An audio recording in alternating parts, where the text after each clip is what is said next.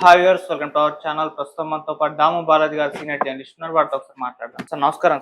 Sir junior NTR గారి birthday సందర్భంగా ఆయన యాక్ట్ చేస్తున్న వార్ 2 మూవీ నుంచి ఆయన సంబంధించిన గ్లిమ్స్ అయితే రిలీజ్ చేశారు సార్.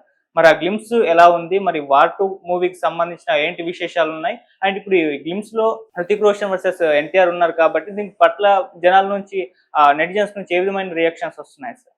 జూనియర్ ఎన్టీఆర్ ఆయన్ను జూనియర్ ఎన్టీఆర్ అని పిలవడానికి ఆయన ఇష్టపడడం లేదు. నందమూరి తారక రామారావు అని ఆయన పిలుచుకుంటున్నాడు. నిజానికి ఒక స్పెషల్ వీడియో ఆయనది 42nd బర్త్డే సందర్భంగా ఒక స్పెషల్ వీడియో రిలీజ్ చేశారు. ఆ వీడియోలో కూడా నేను నందమూరి తారక రామారావు మనవణ్ణి, నందమూరి తారక రామారావు అని చెప్పుకున్నాడు తప్ప జూనియర్ తారక రామారావు అని చెప్పుకోలేదు. సో క్లియర్గా తనను తాను నందమూరి తారక రామారావుగా క్లెయిమ్ చేసుకున్నది ఆ వీడియోలో కనబడుతుంది. దాదాపు 4 నిమిషాల 6 సెకండ్ల వీడియో రిలీజ్ చేశాడు. అందులో అతన్ని హైలైట్ చేసే విధంగానే ఆయన చెప్పుకున్నాడు. అట్లాగే హరికృష్ణ తనకి పేరు పెట్టాడని కూడా చెప్పుకున్నాడు. అట్లాగే నేను ఒరిజినల్ పైకి ఎట్లా కనబడతాను కానీ ఒరిజినల్ నేను అట్లాగే ఉన్నాను, ఇవన్నీ కూడా అతను చెప్పు. సో దాంట్లో క్లియర్గా తనను తాను ఒక ఎన్టీఆర్ ఈక్వల్గా ఎలివేట్ చేసుకోవడం అనేది మనకు కనబడుతుంది. ఇక రెండవది వార్ వార్ 2 టీజర్ రిలీజ్ అయింది. ఇది 1 minute 34 seconds ఉంది. ఈ టీజర్లో కూడా జూనియర్ ఎన్టీఆర్ని హైలైట్ చేసే విధంగానే మొత్తం డిజైన్ చేశారు. సో దాంట్లో మొత్తం డైలాగ్స్ ప్రధానంగా ఫస్ట్ పార్ట్ అంతా డైలాగ్స్ ఉన్నాయి. నా కళ్ళు నిన్ను ఎప్పటి నుంచో వెంటాడుతున్నాయి కబీర్ అని స్టార్ట్ అవుతుంది. నువ్వు బెస్ట్ స్పై ఏజెంట్వి, బెస్ట్ రా ఏజెంట్వి, కానీ ఒకప్పుడు కానీ ఇప్పుడు కాదు అన్న డైలాగు ఉంది. దాని తర్వాత నా గురించి నీకు తెలియదు, ఇప్పుడు తెలుసుకుంటావు, గెట్ రెడీ ఫార్ వార్ అనే డైలాగులతో అది స్టార్ట్ అయింది.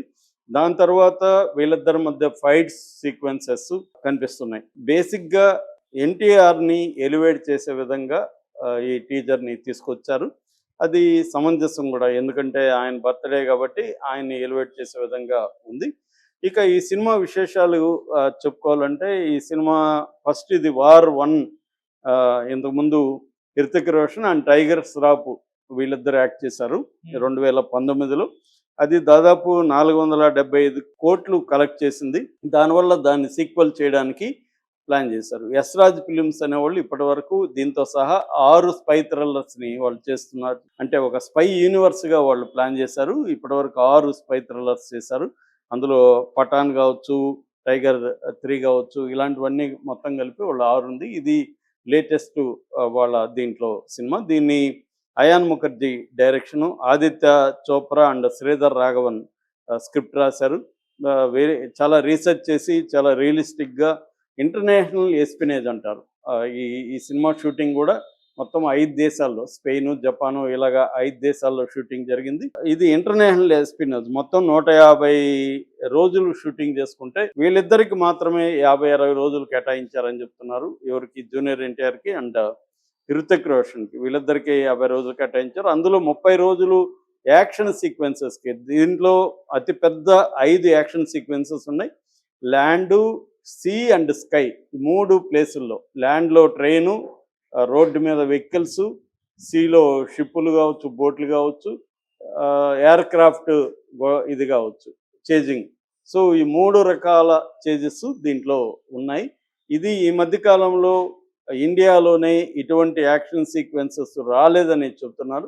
మనకి టీజర్లో కూడా ఆ యాక్షన్ సీక్వెన్సెస్ అంతా కూడా, ఎందుకంటే టీజర్కి ఎక్కువ టైం లేదు కాబట్టి కొంత అయితే చెప్పారు. ముఖ్యంగా వీళ్ళిద్దరి మధ్య వచ్చే ఫైట్, ఎందుకంటే ఇతను హృతిక్ రోషన్ క్యారెక్టర్ కబీర్ క్యారెక్టరు మనోజ్ కబీర్ దలియా అతని పూర్తి పేరు. ఈ మనోజ్ కబీర్ దలియా క్యారెక్టరు రా ఏజెంట్గా ఉండి అండర్ కవర్గా ఉంటాడు. అండర్ కవర్గా ఉన్నప్పుడు అతనికి జూనియర్ ఎన్టీఆర్ మధ్య క్లాష్ అనేది స్టార్ట్ అవుతుంది. జూనియర్ ఎన్టీఆర్ నెగిటివ్ షేడ్స్ ఉన్న క్యారెక్టర్. సో పవర్ఫుల్, వీళ్ళిద్దరి మధ్య అయితే పవర్ఫుల్ డైలాగ్స్ కానీ, పవర్ఫుల్ సీన్స్ కానీ, పవర్ఫుల్ యాక్షన్ సీక్వెన్సెస్ కానీ ఉందని చెబుతున్నారు. అయితే దీని పట్ల సోషల్ మీడియాలో అంటే ఇంకా టైము ఉంది, బట్ ఇమీడియట్గా రియాక్షన్స్, ఎక్కువగా నెగిటివ్ రియాక్షన్స్ మనకు కనబడుతున్నాయి. ఎందుకంటే జూనియర్ ఎన్టీఆర్కి నెగిటివ్ బ్యాచ్ చాలామంది ఉన్నారు. ముఖ్యంగా ఇటు పవన్ కళ్యాణ్ బ్యాచ్ కానీ, ఇటు తెలుగుదేశం వాళ్ళు కానీ జూనియర్ ఎన్టీఆర్కి యాంటీగా ఉంటారు. అట్లాగే మెగా ఫ్యామిలీలో కూడా జూనియర్ ఎన్టీఆర్ బలంగా ముందుకెళ్తే అడ్డుకుందాం అన్న క్యారెక్టర్ కనబడుతుంది. ఎందుకంటే మనకి జూనియర్ ఎన్టీఆర్కి రామ్ చరణ్కి ఒక రకమైన తెలియని కాంపిటీషన్ ఉంది. అల్లు అర్జున్కి రామ్ చరణ్కి ఉన్నట్టే జూనియర్ ఎన్టీఆర్కి ఉంది. ఎందుకంటే ఆ సినిమాలో కూడా మనం గమనిస్తే త్రిబుల్ ఆర్లో జూనియర్ ఎన్టీఆర్కి స్క్రీన్ టైం తక్కువ పెట్టారు ప్లాన్డ్గా అని చెప్తారు. సో మొత్తంగా సినిమా అంతా కూడా అతని మీదే ఉంటుంది, రామ్ చరణ్ మీద. కానీ పెర్ఫార్మెన్స్లో జూనియర్ ఎన్టీఆర్ అతను డామినేట్ చేసేస్తాడు. సో ఇండియా వైజ్ కూడా పెర్ఫార్మెన్స్లో జూనియర్ ఎన్టీఆర్కి పేరు బాగా వచ్చింది. సో అందుకని ఇటు మెగా ఫ్యామిలీ కావచ్చు, ఇటు తెలుగుదేశం ముఖ్యంగా చంద్రబాబు సంబంధించిన వాళ్ళు కావచ్చు, వీళ్ళందరూ కూడా ఇతన్ని నెగిటివ్ క్యాంపెయిన్, అట్లాగే బాలకృష్ణ ఫ్యాన్స్ కూడా ఇతనికి ఆల్రెడీ నెగిటివ్గానే ఉంటారు. సో జూనియర్ ఎన్టీఆర్కి నెగిటివ్ అట్మాస్ఫియర్ అయితే బలంగానే ఉంది. అందువల్ల ఇది కూడా అంత గొప్పగా ఏమి లేదు, అనవసరంగా ఈ క్యారెక్టర్ నెగిటివ్ క్యారెక్టర్ చేశాడు, ఇతను సోలో సినిమాలు చేసుకోకుండా ఇతను ఎందుకు ఇప్పుడు మెయిన్ దాంట్లో రోల్ అయితే మెయిన్ హృతిక్ రోషన్ హీరో ప్రధానంగా, ఇతనైతే నెగిటివ్ క్యారెక్టర్ ఒక రకంగా విలను. సో విలన్ రోల్స్ చేయాల్సిన అవసరం ఉంది జూనియర్ ఎన్టీఆర్కి అనేది వస్తుంది. అంటే ఆల్రెడీ త్రిబుల్ ఆర్లో కూడా జూనియర్ ఎన్టీఆర్ సెకండ్ స్థాయి క్యారెక్టర్ చేశాడు, మళ్ళీ వార్ 3లో పోయి సెకండ్ చేశాడు. ఒకవేళ మెయిన్ స్ట్రీమ్లో చేసిన దేవరేమో అంత అంటే డబ్బులు వచ్చి ఉండొచ్చు, కానీ అది ఫ్లాప్ అయితే అయింది. ఇప్పుడు సోలోగా మాత్రం డ్రాగన్లో చేస్తున్నాడు. అయితే జూనియర్ ఎన్టీఆర్ కెరీర్ పట్ల వాళ్ళ ఫ్యాన్స్ కూడా అసంతృప్తిగా ఉన్నారు. అంటే త్రిబుల్ ఆర్లో టోటల్ క్రెడిట్ ఇతను తీసుకోలేడు, చాలా గ్యాప్ వచ్చేసింది. ఇప్పుడు ఇంకా సోలోగా ఉన్నది అదొకటి, దేవర్ 2 కూడా వస్తుందో రాదో తెలియదు.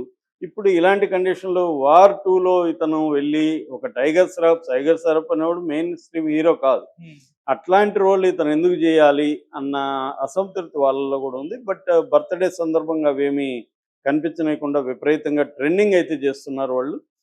అనేక పొద్దుల సంఖ్యలో happy birthday to you HBD అని హ్యాష్ ట్యాగ్స్ అయితే ట్రెండ్ అవుతున్నాయి. జూనియర్ ఎన్టీఆర్ ఫ్యాన్స్ కూడా వెరీ ఆర్గనైజ్డ్గా వెరీ స్ట్రాంగ్గానే ఉంటారు, బట్ అతనికి వ్యతిరేకత కూడా ఉంది. మరోవైపు వైసీపీ ఫ్యాన్స్ కూడా జూనియర్ ఎన్టీఆర్ని ప్రమోట్ చేయాలన్న ఉద్దేశం కనపడుతుంది. ఈ నేపథ్యంలో జూనియర్ ఎన్టీఆర్ కెరీర్ మీద కూడా ఆర్టికల్స్, స్పెషల్ స్టోరీస్ వస్తున్నాయి. మనకు తెలుసు అతను 91లో ఫస్ట్ బ్రహ్మర్షి విశ్వామిత్రలో చైల్డ్ యాక్టర్గా చేశాడు, దాని తర్వాత బాలరామాయణం, దాని తర్వాత 2001లో అతను నిన్ను చూడాలని అనే సినిమాలతో వచ్చాడు. అదే టైంలో స్టూడెంట్ నెంబర్ 1 రాజమౌళితో రావడం, అది పెద్ద హిట్ కావడం. అక్కడి నుంచి జూనియర్ ఎన్టీఆర్ని తొక్కేయాలని కమ్మ లాబీ, నందమూరి లాబీ కలిసి మన తారకరత్నకి 9 సినిమాలు ఒకే రోజులో స్టార్ట్ చేయడం. ఫైనల్గా తారకరత్న కెరీర్ డౌన్కి వెళ్ళిపోతే జూనియర్ ఎన్టీఆర్ కెరీర్ పైకి వచ్చింది. ఇప్పటికి కూడా junior NTR one of the best dancers in Telugu, one of the best performance actors in Telugu అన్న పేరు ఉంది అతనికి. కాకపోతే అతని కెరీర్ అనుకున్న స్థాయిలో పికప్ అవుతున్నట్టుగా కనబడట్లేదు. ఇప్పుడు ఈ వార్ 2 అనేది స్క్రీన్ టైంను బట్టి ఉంటుంది. జూనియర్ ఎన్టీఆర్కి ఎంత స్పేస్ ఉంది, ఎంత ఇంపార్టెన్స్ ఉంది. ఏదేమైనా హృతిక్ రోషన్తో పోలిస్తే జూనియర్ ఎన్టీఆర్ తక్కువ స్పేసే ఉంది. కాబట్టి దీని రెస్పాన్స్ ఎలా ఉంటుంది అనేది చూడాలి. అది పెద్ద హిట్ అయ్యి జూనియర్ ఎన్టీఆర్ పేరు వస్తే హిందీలో కూడా సోలో సినిమాలు వచ్చే అవకాశం ఉంది. దానికంటే కూడా ఇప్పుడు అందరూ కూడా హోప్ పెట్టుకునేది ప్రశాంత్ నీల్ మీద. ప్రశాంత్ నీలు సినిమా జూనియర్ ఎన్టీఆర్కి మళ్ళీ ఒక పెద్ద బూస్ట్ ఇస్తుందని అందరూ వెయిట్ చేస్తున్నారు. కాకపోతే దాంట్లో జూనియర్ ఎన్టీఆర్ చాలా బక్కగా ఉన్నాడు, అది కూడా అసంతృప్తిగా ఉన్నారు. ఇంత బక్కగా ఉంటే హీరోయిజం ఎలా ఉంటుంది అనేది, ఏం చేస్తున్నాడు నీళ్ళు అనేది భయం అయితే ఉంది వీళ్ళ ఫ్యాన్స్లో. ఏదేమైనా జూనియర్ ఎన్టీఆర్ బర్త్డే సందర్భంగా ఈరోజు వాళ్ళ ఫ్యాన్స్ అయితే మాత్రం ఫెస్టివల్ చేసుకుంటున్నారు. ఈ టీజర్ మీద కూడా భిన్నాభిప్రాయాలు అయితే ఎక్స్ప్రెస్ అవుతున్నాయి. Okay, thank you so much.